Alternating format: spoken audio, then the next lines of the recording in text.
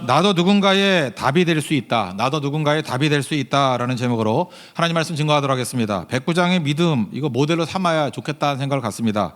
우리 은퇴하시는 두 분 장로님도 있는데 우리 좋은 모델이잖아요. 그러니까 모델링이 좋으면은 우리 인생이 사실은 그 걸어갔던 길을 따라가만 가게 해도 우리가 풍성한 인생을 살 수 있다라는 것입니다. 우리 백부장의 믿음이 우리의 모델이 되고 그의 강점이 우리 것이 되기를 원합니다. 첫 번째는 모든 무거운 짐을 예수님께 맡기는 신앙이었다는 것입니다. 그러니까 짐을 맡기는 신앙, 맡김의 능력, 이게 백부장의 가장 중요한 힘이었다는 것입니다. 문제 해결은 우리에게 없습니다. 예수님께 문제 해결이 다 있습니다. 그러니까 맡기면 능력이 있는 거예요. 꿍치고 있으면 무능한 거고 맡기면 능력이 있는 것입니다. 그러니까 이것도 못하니까 이게 무능한 일을 하는 거죠. 요한복음 2장을 한번 보십시오. 그 가나의 혼인잔치 첫 번째 기적이죠. 포도주가 떨어졌습니다. 뭐 이유가 뭐든 간에 굉장히 큰 어려움에 처했잖아요. 그때 예수님의 어머니 마리아가 했던 얘기가 뭐예요? 무슨 말씀을 하시든지 그대로 하라. 맡기는 거 아닙니까? 그랬더니 뭐 어떻게 하는지는 모르죠. 해결이 됐잖아요. 우리 인생도 마찬가지입니다. 결핍의 문제, 부족의 문제, 모든 어려운 문제가 있을 때마다 주님께 맡기는 그런 능력이 있기를 원합니다. 맡기지 못하는 사람의 대표적인 게 우리 한번 그 구약부터 한번 생각하는 사람 대충 한번 봐요. 아브라함과 이삭 창세기 22장에 보세요. 뭐 알고 했습니까? 거기 보면 영문을 모르잖아요. 갑자기 100세에 낳았던 아들을 뭐 번제로 드리래요. 아브라함이 이해를 했겠습니까? 이삭이 이해를 했겠습니까? 사실은 그냥 맡겨버리는 거거든요. 이해 안 되는 거. 우리 인생은요 이해를 사는 거 아니에요. 하나님께 맡기고 사는 거지. 이해하려고 그러니까 시험과 환란이 그치질 않고 헷갈리는 거예요. 맡기는 거거든요. 하나님께서 뭔가 뜻이 있겠지. 그래서 아브라함도 맡겼고 이삭도 나이가 뭐 그때 뭐 사춘기 나이니까 얼마든지 버틸 수 있는데 그냥 맡겨버리잖아요. 맡겼더니 어찌보면 되게 대책 없어 보이죠. 근데 거기서 여호와 이레를 맛보는 거고 거기서 예수님의 십자가의 전조를 보는 거 아닙니까? 맡기면 그런 영광이 나타나게 된다는 거예요. 그래서 여러분들도 좀 맡기는 믿음이 있었으면 좋겠어요. 성경에 다 맡긴 사람들 얘기예요. 하나님께 맡겼더니 얼마나 강력해질 수 있는가. 모세를 한번 보십시오. 모세가 안 맡겼잖아요. 안 맡겨서 했던 일이 뭐예요? 자기 방법대로. 어떻게 하면 이스라엘 백성들을 구원할 것인가? 자기 방법대로. 결국 한 명 뭐 때려 죽이는 것밖에 더 했어요. 그것도 숨기지도 못해가지고 왜 모래 숨기면 어떻게 해요? 시멘트에 숨겨야지. 다 드러나게 돼버리고. 그죠? 그거 아무것도 아니잖아요. 근데 하나님께 맡겼더니 어떤 일이 벌어져요? 애굽의 군대를 다 홍해에서 수장시켜버리잖아요. 내가 하면은요 한 명도 제대로 처리 못해요. 근데 하나님께 맡기면은 군대, 그 세계 최강의 군대를 그냥 다 묻어버리죠 바다에. 그런 능력이 임하게 된다는 것입니다. 그러니까 세상에서 제일 강력한 게 뭐예요? 맡기는 거예요. 맡기는 거. 우리가 맡기지 아니하고 하나님 앞에 징징대면서 뭐 잠깐만 뭐 달라, 뭐 내 뜻대로 해달라. 그러면 하나님께서는요 해 주십니다. 시편 106편 보면은 15절에 저는 이게 너무 가슴에 와닿더라고요. 우리가 막 징징대면서 뭐 해주세요, 해주세요 이러면은 그래 해줄게. 그래서 하나님께 해줘요. 해주는데 요구한 것을 들어줄지라도 우리의 영혼이 쇠약해진대요. 영이 쇠약해진대요. 들어주긴 들어주는데 피폐한 인생이 돼버리는 거예요. 하나도 도움이 안 되는 인생이에요. 그래서 여러분들 자기 뜻대로 구해봐야 소용이 하나도 없어요. 그 응답이 아니에요. 그게 쇠약해지는 거지. 지금도 하나 응답해가지고 두세 가지 문제 생긴 사람이 얼마나 많은데요. 하나님께서 주는 것은요 응답해 주시고 근심을 겸하여 주지 않는다고요. 그러니까 맡기라고요. 다 맡기는 거예요.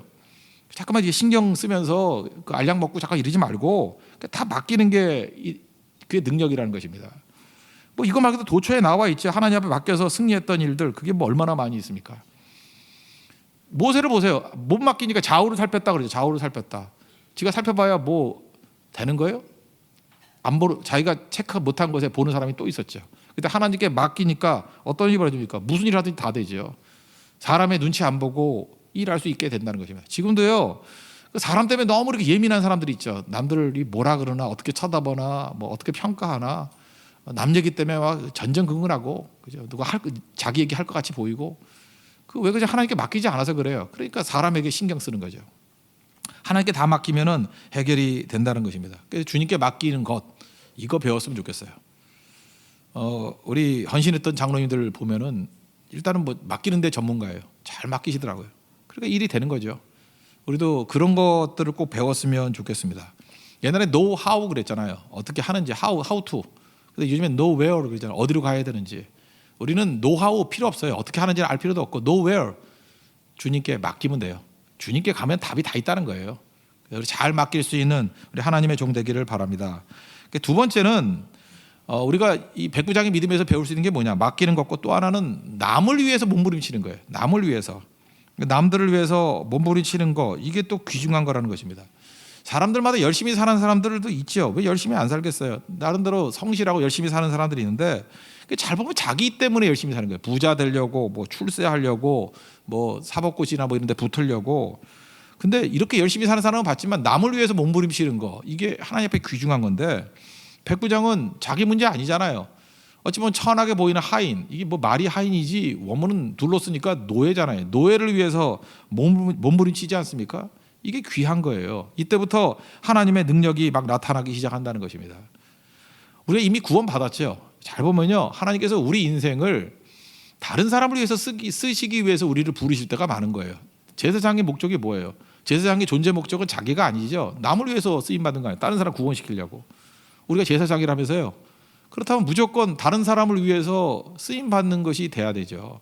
고난도 마찬가지예요. 고난도 나의 유익만이 아니라 내 고난 때문에 다른 사람을 살리는 거예요. 저는 이렇게 생각해요. 여러분 가운데 혹시 고난 당하는 분들이 있습니까? 이 고난이 이게 나에게도 유익이 되지만 이게 도대체 누구에게 유익이 될까? 한번 생각해 보라고. 분명히 유익이 돼요. 남들 위해 쓴다 그러면 모든 게 다 이렇게 합력하게 선을 이루게 된다고요. 모세를 한번 보십시오. 모세가 광야 40년 동안 뭐 죽어라 고생했잖아요. 뭐 양들 먹이려고 풀이 아무데나 없으니까 구석구석 다 다녔겠죠. 40년 동안 광야 돌아다니면 다 알아요. 저도 뭐 서울에서 한 50년 넘게 살아봤더니 서울 구석구석 다 알아요. 그래서 시골 촌애들 올라오면 내가 다 가르쳐줘요. 뭐 어디 지금 웬만한 길 안 가본 데 없는 것 같아요. 한번 살아봐요. 거의 다 알지. 근데 광야야 뭐 더 단순한 데 아닙니까? 그러니까 구석구석 다 알겠죠. 어디 가면은 뭐 나무가 있고, 어디 가면 그늘이 있고, 어디 가면 물이 있고, 사서히 다 한 거 아니에요. 근데 광야 생활이 고난같이 보이지만 그게 누구의 유익을 위한 거였어요? 이스라엘 백성 200만을 구원하는 데 도움이 된 거죠. 광야 전문가 된 거 아니에요. 하나님 나라, 하나님의 섭리에는요 낭비가 없어요. 하나님께서 왜 광야 전문가를 만들었어요? 자기는 이해를 못했을 거라고. 근데 그 고난 자체가 이스라엘 백성들에게 유익을 주기 위한 고난이었어요. 우리 인생도 마찬가지라고요. 우리가 남들을 위해서 몸부림치는 인생이 된다 그러면 내가 아팠던 것들, 뭐 상처 입었던 것들 모든 게 다 도움이 됩니다. 도움이 돼서 살릴 수 있는 힘이 된다라는 거예요.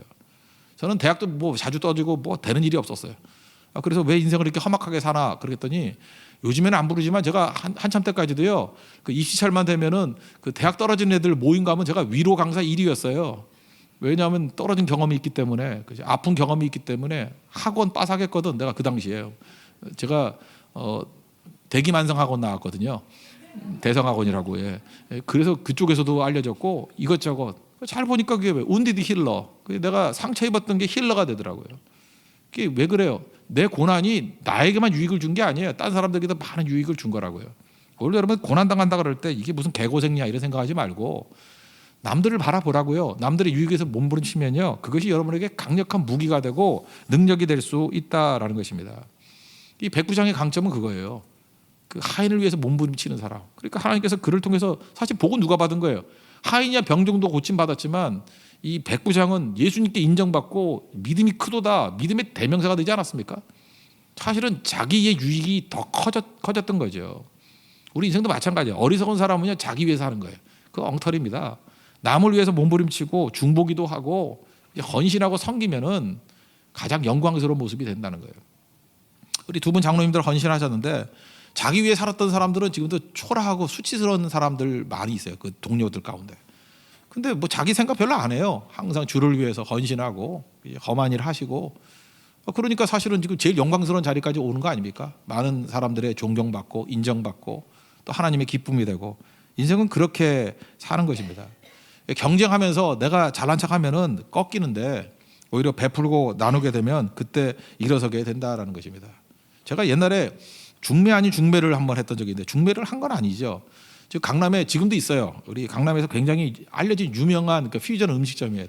거기 가면은 되게 비싸요. 한 끼 먹으려면 한 15만 원 줘야 되는 그런 음식점이에요. 근데 거기에 어떤 그 여자 집사님인데 홀로 되신 분이에요. 홀로 되신 분인데 그때 일찍 홀로 되셨어요. 홀로 되셔가지고 뭐 외모를 딱 봐도 세련되고 왜 혼자 사나 할 정도의 느낌이 들 정도로 우아하고 교양 있고 믿음 있고 뭐 그런 분이에요. 그런데 그분이 그러더라고요. 이제 한동안 이제 상처를 보듬고 있다가 이제 좀 상처가 되는가 봐요. 기도해달라요. 갑자기 목사님 저도 좋은 남자 만나게 해주세요. 그런 말 하시는 분 아니었는데. 예. 그래서 제가 그랬죠. 쓸데없는 기도하지 말라고. 내가 그죠. 집사님이 지금 이런 위치에서 여기 오는 사람들, 여기 지금 이렇게 좋은 그 레스토랑에서 만나는 사람들 중에서 찾으려 그러면 절대 못 찾고 사기당합니다.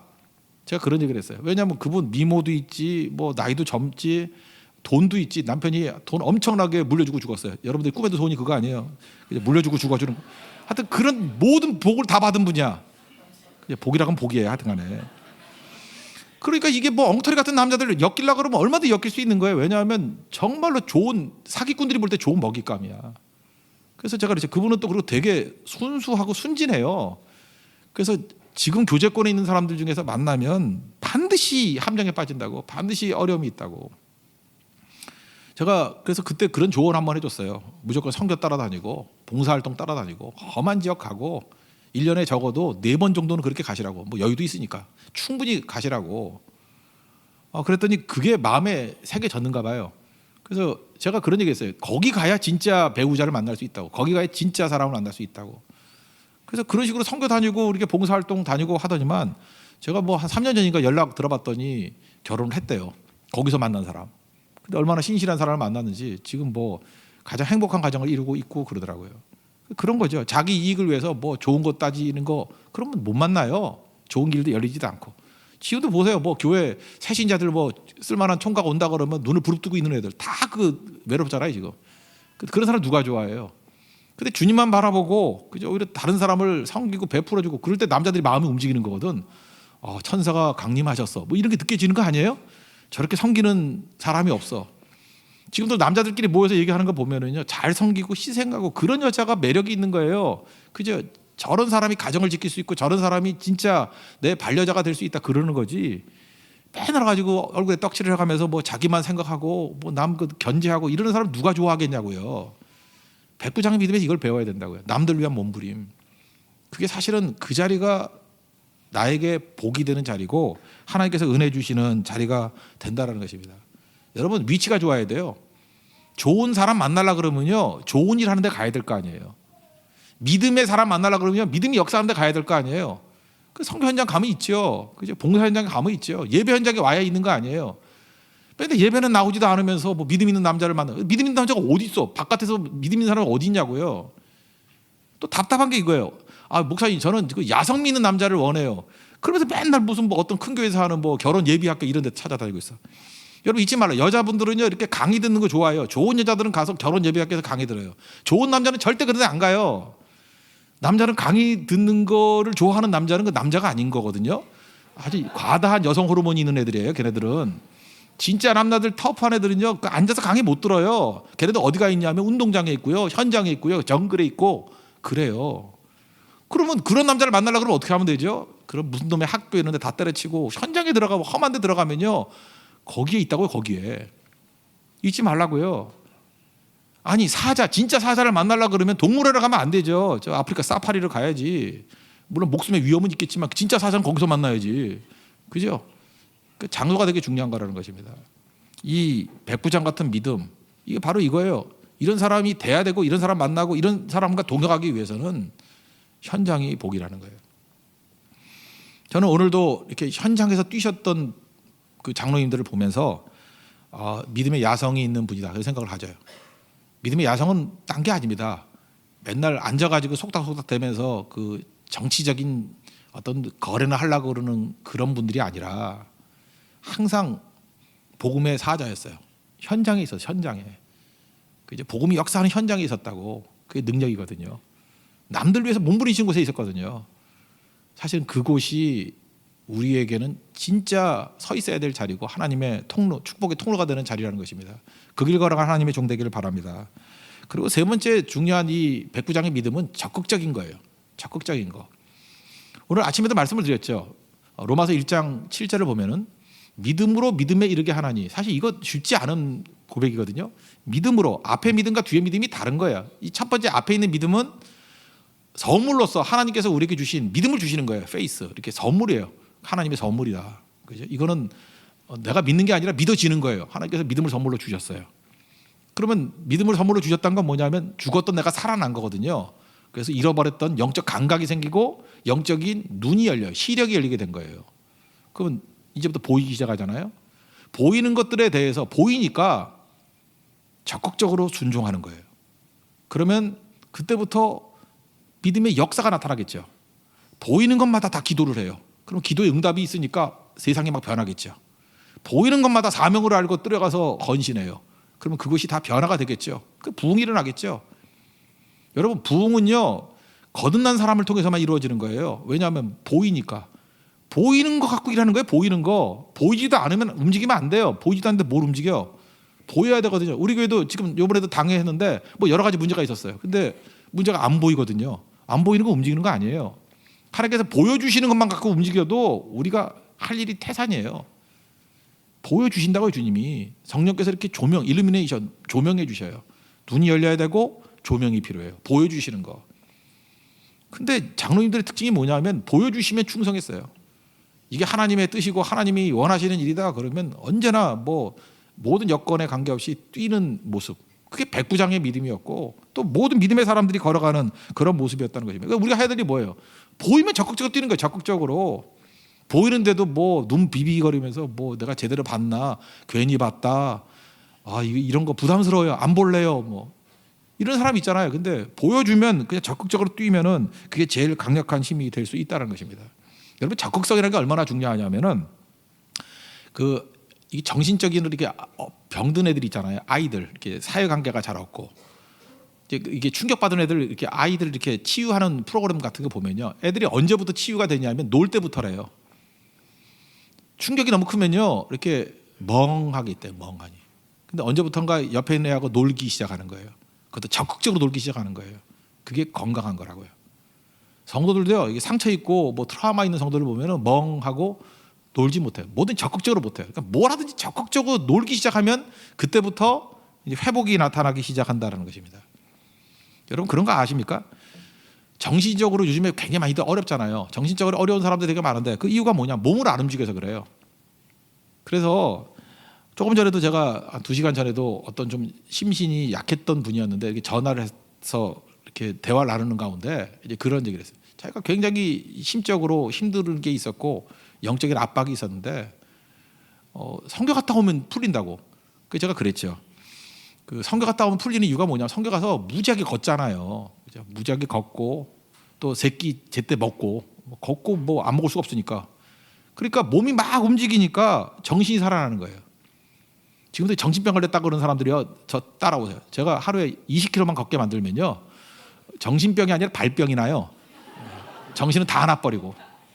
정말이라고요. 그 잘 보면은 이게 이 멘탈에 문제가 있는 사람들 보면 안 움직여요. 방에서 처박혀서 나오지도 않고 맨날 골똘히 앉아서 잡다한 생각이나 하고.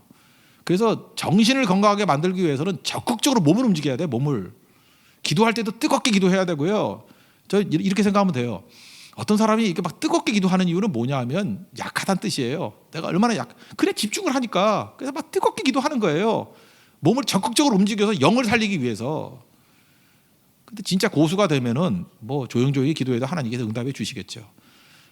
그래서 조용히 기도하는 사람 둘 중에 하나예요. 고수든지 자고 있든지 둘 중에 하나예요. 그죠? 그래서 예수님 뭐 그게 크게 부르짖지 않은 기도도 많이 하셨다고 생각해요. 그 왜냐하면 고수니까.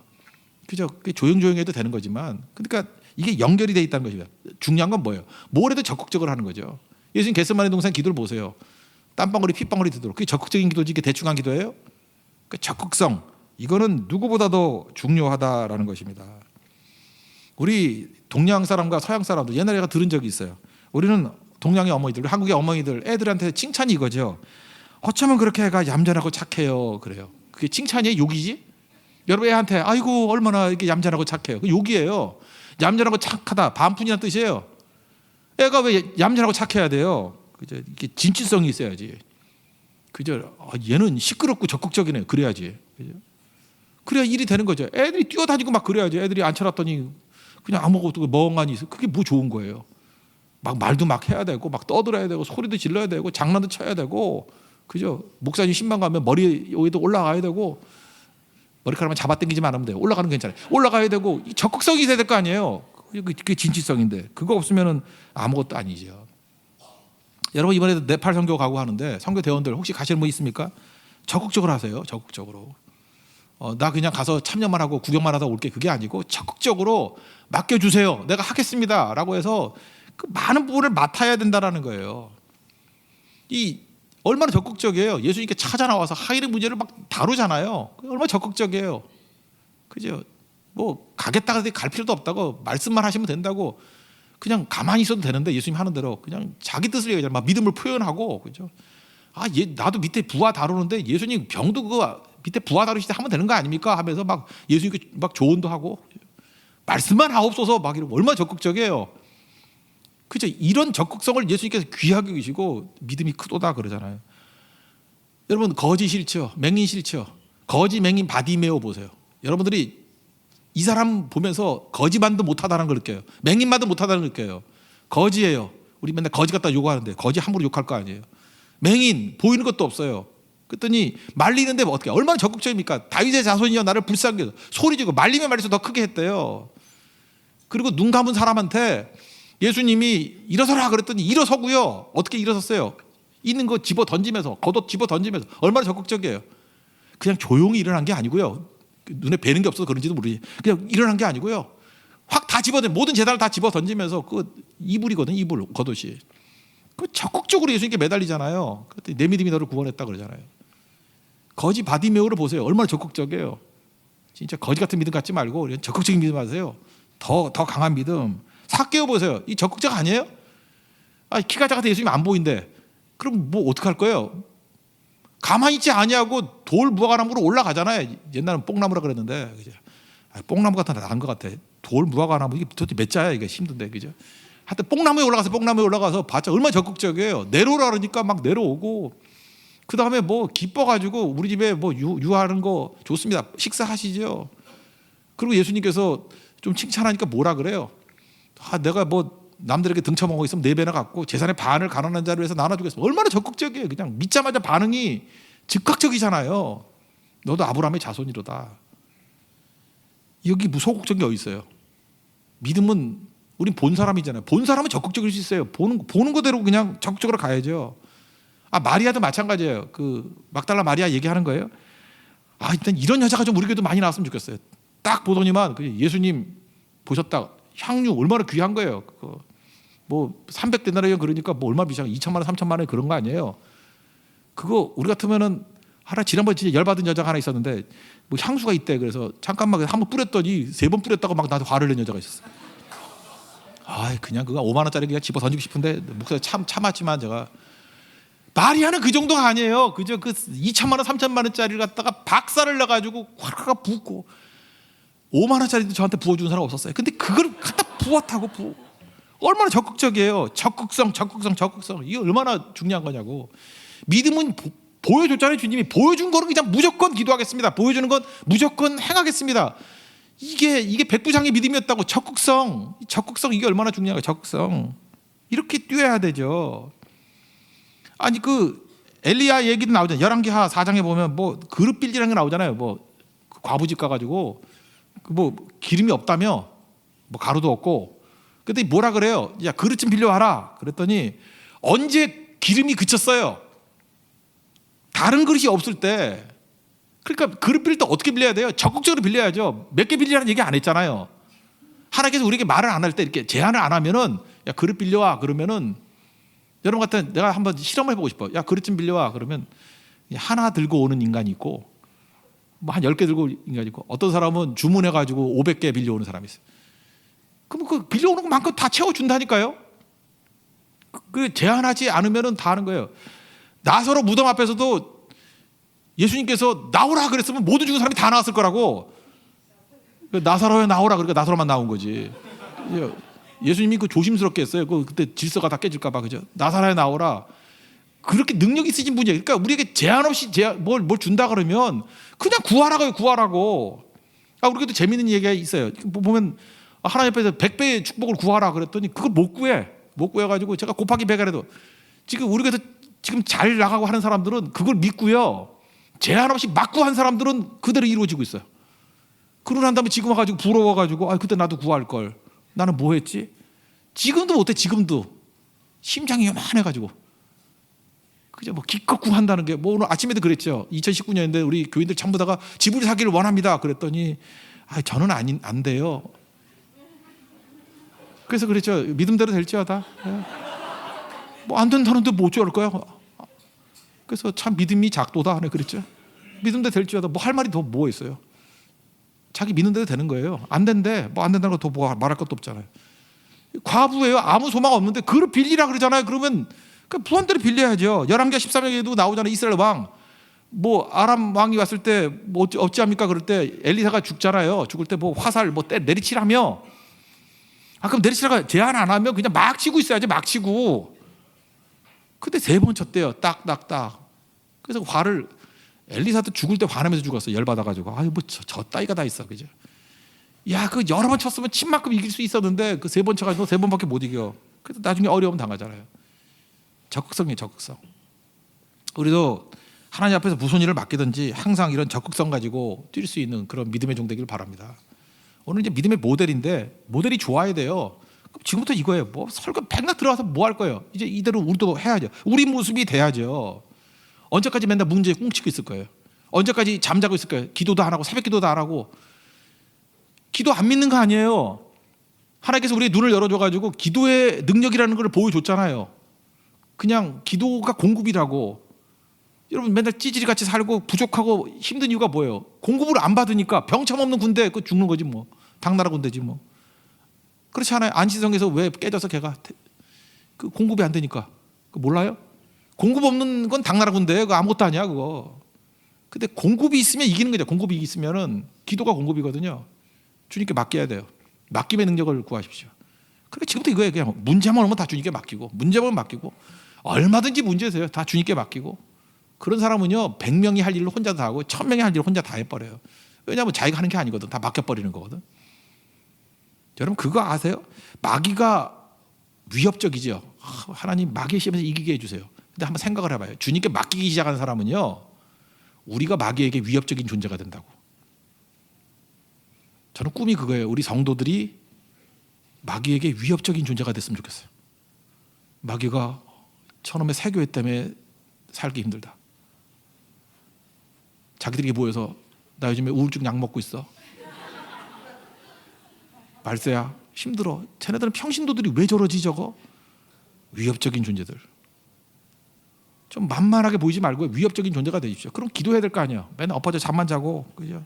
맨날 낙심만 하고 염려만 하고. 하여튼 성경에서 자녀들에게 야 너 눈 뒀다 뭐하니 하는 것들 하지 말라는 거 골라서 하죠. 두려워하고 하지 말라는 거 골라서 하죠. 염려하고 하지 말라는 거 골라서 하죠. 맨날 그냥 망상에 사로잡히고. 몸을 움직이라 몸을. 어디 갔어? 진짜 적극적이네. 네. 몸을 움직여야 몸을 움직여야 몸을. 다 맡기고 승리하는 하나님의 종 되기를 축원합니다. 예, 우리 자리에서 일어나겠습니다. 주품에 품으소서 찬양하겠습니다.